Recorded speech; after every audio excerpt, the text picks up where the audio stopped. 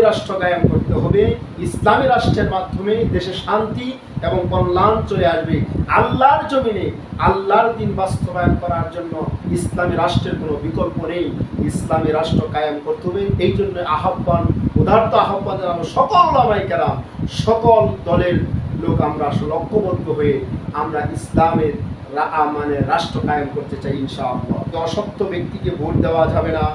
মোট কথা গণতন্ত্র, বর্তমান নির্বাচন পদ্ধতির কথা ভেবে ভোট দানের বিরত না থেকে সৎ, যোগ্য, নিষ্ঠাবান ব্যক্তিকে ভোট দিয়ে জয়যুক্ত করতে হবে আমাদের প্রিয় ভাইরা আমার। তাহলে আমাদের ভোট যথোপযুক্ত স্থানে ব্যবহার করা যাবে।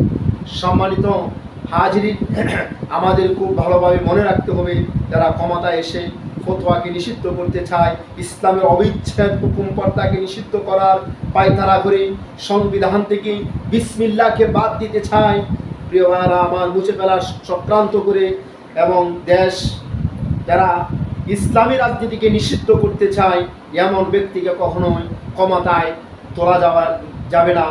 যারা নাকি ক্ষমতাকে যারা নিজেদের বাপ দাদার পৈতৃক সম্পত্তি মনে করে, যারা আপনার অনাচার, অবিচার, জুলুম, নির্যাতন,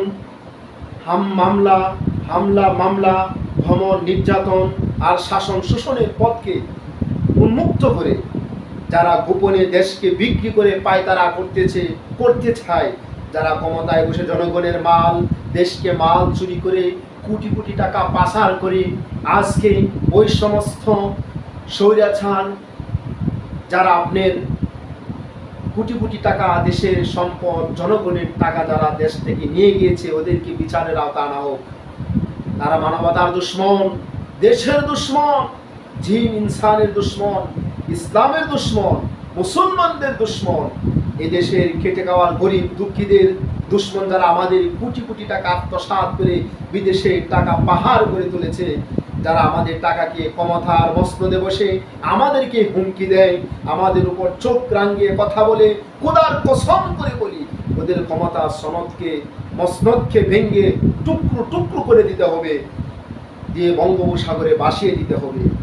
আজকে এই মঞ্চ থেকে আমরা বলতে চাচ্ছি, যারা ওদেরকে ক্ষমতায় পবিত্র মসনদে দেখতে চায় না, প্রিয় ভাইরা আমার, তাই বলতে চাচ্ছি, আসুন সঠিক জায়গায় সঠিক ভোট প্রয়োগ করি, নিজের আমানতধারী পরিচয় দেই, দেশের স্বার্থে, জনগণের স্বার্থে সৎ, নিষ্ঠাবান, উপযুক্ত ব্যক্তিকে ভোট দেই, যারা নিজেকে উৎসর্গ করে জাতির কল্যাণের, যাদের চিন্তা চেতনা থাকবে, দেশকে সমৃদ্ধিশীল করবে, তাদের সার্থক হবে আজকের সেমিনার ভাইরা আমার। সেই জন্য আসুন, আমাদের উচিত হলো আমাদের ইসলামিক সমস্ত দলগুলো ঐক্যবদ্ধ হয়ে আমরা আল্লাহর জমিনে আল্লাহর দ্বীনকে বাস্তবায়ন করার জন্য সর্বদা চেষ্টা করতে হবে। জনগণকে বোঝাইতে হবে, হিংসা বিদ্বেষ ছেড়ে দিয়ে কে কোন দলে আছেন, কে আলিয়া, কে কৌমি, কে ওহাবি, কে সুন্নি, এইগুলো দেখার সময় এখন নেই। এখন আমাদের কাজ হলো ঐক্যবদ্ধ হয়ে, একতা হয়ে আল্লাহর জমিনে আল্লাহর দ্বীনকে বাস্তবায়ন করতে পারলেই আজকে আমরা সেই সমাজকে সুন্দর একটি সমাজ, সুশীল সমাজ গঠন করতে পারবো, এবং আমাদের এই সোনার বাংলাদেশে সোনার মতো মানুষ গড়ে উঠবে। সেই জন্য আমরা ঐক্যবদ্ধ হয়ে কাজ করব, ইসলামী দলগুলোকে আমরা সাপোর্ট করব। আমাদের প্রত্যেকের জায়গা থেকে যদি ইসলামী দলগুলোকে সাপোর্ট করি, আমরা যদি মাঠে, প্রত্যেকটা এলাকায়, প্রত্যেকটা মহল্লায়, প্রত্যেকটা ইউনিয়নে, প্রত্যেকটা উপজেলায় যদি আমরা কাজ করে যাই, এমনিভাবে আমাদের আন্তর্জাতিক মণ্ডলী ইসলাম কায়েম হয়ে যায়, রাষ্ট্রীয়ভাবে ইসলাম কায়েম হয়ে যায়, তাহলে আমাদের এই দেশে নারীরা শান্তিতে ঘুমাইতে পারবে, এবং দেশে চুরি হবে না, ডাকাতি হবে না, চিন্তাই হবে না, রাহাজানি হবে না। ইসলামীর আইনের মাধ্যমে সমান অধিকার, সেখানে মুসলমান বলেন, হিন্দু বলেন, বৌদ্ধ বলেন, খ্রিস্টান বলেন, সকলেই সমান বিচারের আওতায় আসলে কে মুসলমান, কে হিন্দু, কে খ্রিস্টান, সেগুলো তখন আর দেখা হবে না।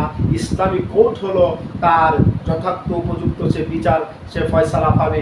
সেই জন্য আমরা চাই বাংলাদেশকে সোনার বাংলাদেশ গঠন করতে হলে নিজেরা আসুন আমাদের হিংসা বিদ্বেষ ছেড়ে দিয়ে ঐক্যবদ্ধভাবে আল্লাহর জমিনে আল্লাহর দিনকে বাস্তবায়ন করি, কাঁধে কাঁধ মিলে হাতে হাত রেখে আমরা রাজপথে আমরা নামি, আমাদের কাজগুলো গুছিয়ে নিই, তাহলে আমরা সুন্দর একটি বাংলাদেশ গঠন করতে পারবো।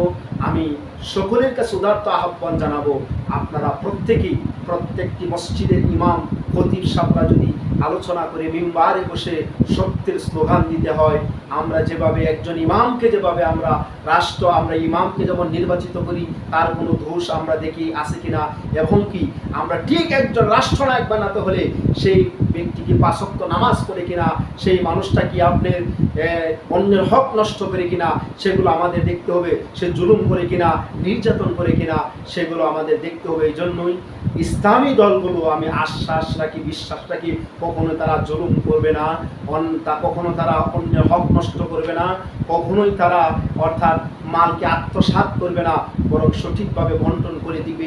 এটা হলো রাসূলের শিক্ষা এবং রাসূলের আদর্শ। আমরা চাই সেই আদর্শকে গড়ে তোলার জন্য আমাদের বাস্তব জীবনে প্রয়োগ করতে হবে। ওয়া আখিরু দাওয়ানা আলহামদুলিল্লাহি।